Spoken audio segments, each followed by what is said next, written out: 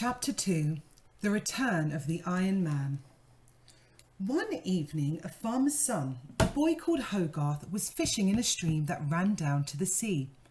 It was growing too dark to fish. His hook kept getting caught in weeds and bushes, so he stopped fishing and came up from the stream and stood listening to the owls in the wood further up the valley and to the sea behind him. "Hush," said the sea, and again, "Hush, hush, hush." Suddenly, he felt a strange feeling. He felt he was being watched. He felt afraid. He turned and looked up the steep field to the top of the high cliff.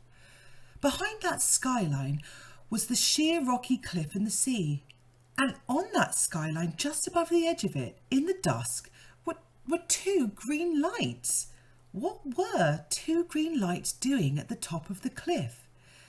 Then, as Hogarth watched, a huge dark figure came up over the cliff top. The two lights rose into the sky. They were the giant figure's eyes. A giant black figure, taller than a house, black and towering in the twilight, with green headlamp eyes. The Iron Man! There he stood on the cliff top, looking inland. Hogarth began to run. He ran and ran. Home, home! The Iron Man had come back. So he got home at last, and gasping for breath, he told his dad, an Iron Man, a giant!" His father frowned. His mother grew pale. His little sister began to cry. His father took down his double-barreled gun. He believed his son. He went out, he locked the door, he got in his car, he drove to the next farm. But the farmer laughed. He was a fat, red man with a fat, red-mouthed laugh. When he stopped laughing, his eyes were red too. "An Iron Man? Nonsense," he said. So Hogarth's father got back in his car. Now it was dark and it began to rain. He drove to the next farm. That farmer frowned. He believed. "Tomorrow," he said, "we must see what he is, this Iron Man. His feet will have left tracks in the earth." So Hogarth's father again got back into his car, but as he turned the car in the yard, he saw a strange thing in the headlamps. Half a tractor lay there, just half, chopped clean off, the other half missing. He got out of his car and the other farmer came to look too. The tractor had been bitten off. There were big teeth marks in the steel. No explanation. The two men looked at each other. They were puzzled and afraid. What could have bitten the tractor in two? There, in the yard, in the rain, in the night, while they had been talking inside the house. The farmer ran in and bolted the door. Hogarth's father jumped into his car and drove off into the night and the rain as fast as he could homeward. The rain poured down. Hogarth's father drove hard. The headlights lit up the road and bushes. Suddenly, two headlamps in a tall treetop at the roadside ahead. Headlamps in a treetop, how? Hogarth's father slowed, peering up to see what the lights might be up there in the treetop. As he slowed, a giant iron foot came down in the middle of the road, a foot as big as a single bed, and the headlamps came down closer, and a giant hand reached down towards the windshield. The Iron Man! Hogarth's father put on speed. He aimed his car at the foot. Crash! He knocked the foot out of the way. He drove on, faster and faster, and behind him, on the road, clanging, chattering boom went up, as if an iron skyscraper had collapsed. The Iron Giant, with his foot knocked from underneath him, had toppled over. And so Hogarth's father got home safely. Phew. But next morning, all the farmers were shouting with anger. Where were their tractors, their earth diggers, their ploughs, their harrows? From every farm in the region, all the steel and iron farm machinery had gone. Where to? Who had stolen it all? There was a clue. Here and there lay half a wheel, or half an axle, or half a mudguard, carved with giant tooth marks where it had been bitten off. How had it been bitten off? Steel bitten off! What happened? There was another clue. From farm to farm, over the soft soil of the fields, went giant footprints, each one the size of a single bed. The farmers, in a frightened, silent, amazed crowd, followed the footprints. And at every farm the footprints visited, all the metal machinery had disappeared. Finally, the footprints led back up to the top of the cliff, where the little boy had seen the Iron Man appear the night before, when he was fishing. The footprints led right to the cliff top. And all the way down the cliff were torn marks on the rocks, where a huge iron body had slid down. Below, the tide was in, the grey, empty, moving tide. The Iron Man had gone back into the sea. So, the furious farmers began to shout. The Iron Man had stolen all their machinery, had eaten it. Anyway, he had taken it, it had gone. So what if he came again? What would he take next time? Cows, houses, people? They had to do something. They couldn't call in the police or the army because nobody would believe them about this iron monster. They would do something for themselves. So what did they do? At the bottom of the hill, below where the Iron Man had come over the high cliff, they dug a deep, enormous hole. A hole wider than a house and as deep as 3 trees, one on top of the other. It was a colossal hole, a stupendous hole, and the sides of it were sheer as walls. They pushed all the earth off to one side.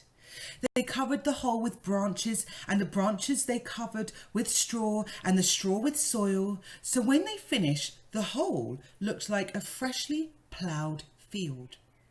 Now, on the top of the hole opposite the slope up to the top of the cliff, they put an old rusty lorry. That was bait. Now they reckoned the Iron Man would come over the top of the cliff out of the sea, and he'd see the old lorry, which was painted red, and he'd come down to get it, to chew it up and eat it. But on his way to the lorry, he'd be crossing the hole. The moment he stepped his great weight onto that soil, held up only with straw and branches, he would crash through it into the hole and would never get out. They'd find him there in the hole. Then they'd bring the few bulldozers and earth movers that he hadn't already taken, and they'd push the pile of earth in on top of him and bury him forever in the hole. They were certain now that they'd get him. Next morning, in great excitement, all the farmers gathered together to go along to examine their trap. They came carefully closer, expecting to see his hands tearing at the edge of the pit. They came carefully closer. The red lorry stood just as they had left it. The soil lay just as they had left it, undisturbed. Everything was just as they had left it. The Iron Man had not come, nor did he come that day. Next morning, all the farmers came again. Still, everything lay just as they had left it. And so it went on, day after day. Still, the Iron Man never came. Now the farmers began to wonder if he would ever come again. They began to wonder if he had ever come at all. They began to make up explanations of what had happened to their machinery. Nobody likes to believe in an iron monster that eats tractors and cars. Soon the farmer who owned the red lorry they were using as bait decided that he needed it, and he took it away. So there lay the beautiful deep trap without any bait. Grass began to grow on the loose soil. The farmers talked of filling the hole in. After all, you can't leave a giant pit like that. Somebody might fall in. Some stranger coming along might just walk over it and fall in. But they didn't want to fill it in. It had been such hard work digging it. Besides, they'd had a sneaking fear that the Iron Man might still come back again, and the hole was their only weapon against him. At last, they put up a little notice. Danger, keep off. to warn people away, and they left it at that. Now the little boy Hogarth had an idea. He thought he could use that hole to trap a fox. He found a dead hen one day and threw it out onto the loose soil over the trap. Then, towards evening, he climbed a tree nearby and waited. A long time he waited. A star came out. He could hear the sea. Then, there, standing at the edge of the hole, was a fox. A big red fox looking towards the dead hen. Hogarth stopped breathing, and the fox stood without moving. Sniff, sniff, sniff, out towards the hen. But he did not step out onto the trap. Was he too smart to walk out there where it was not safe?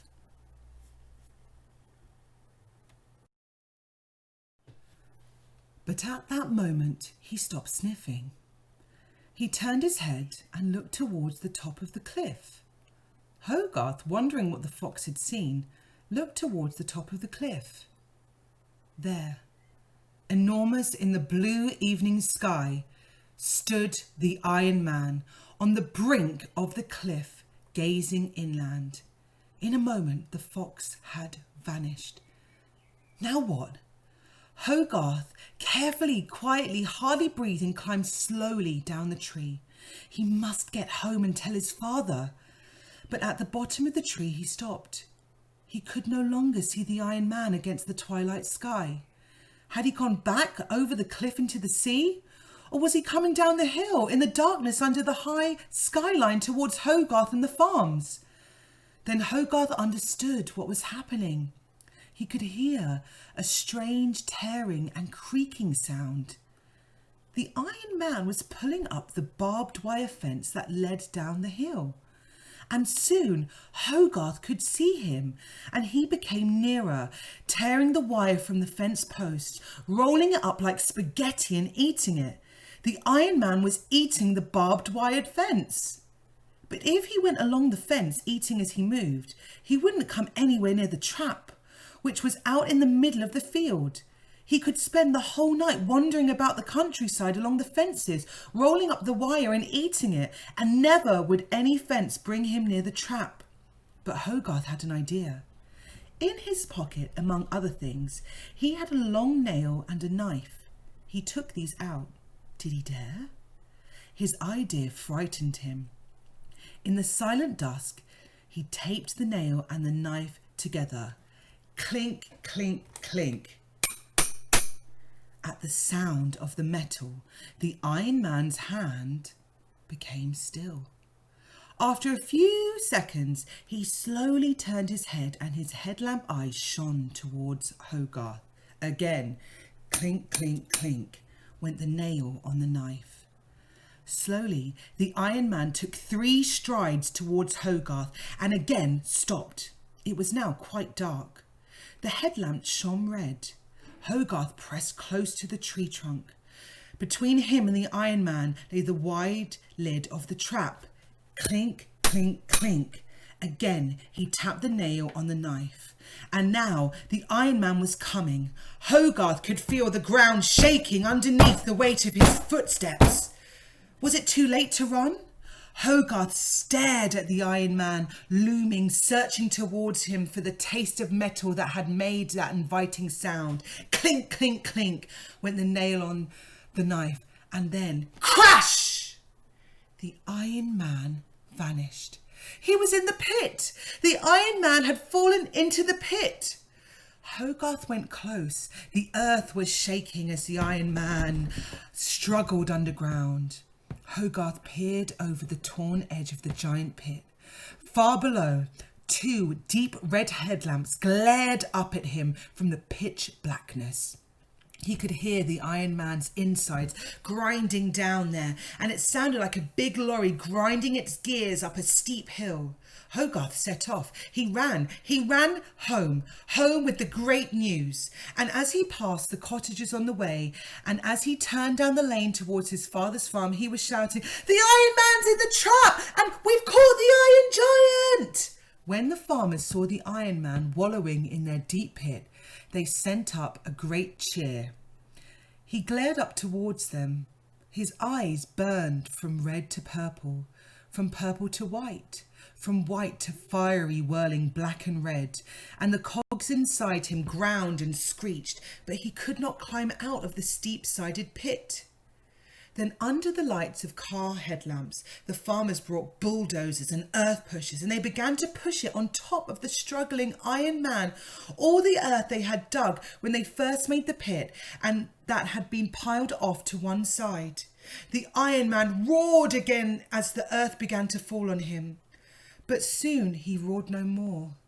Soon the pit was full of earth. Soon the Iron Man was buried, silent, packed down under all the soil, while the farmers piled the earth over him in a mound and in a hill.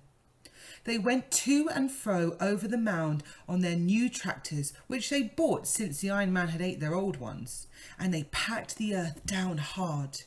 Then they all went home talking cheerfully. They were sure they had seen the last of the Iron Man. Only Hogarth felt suddenly sorry. He felt guilty.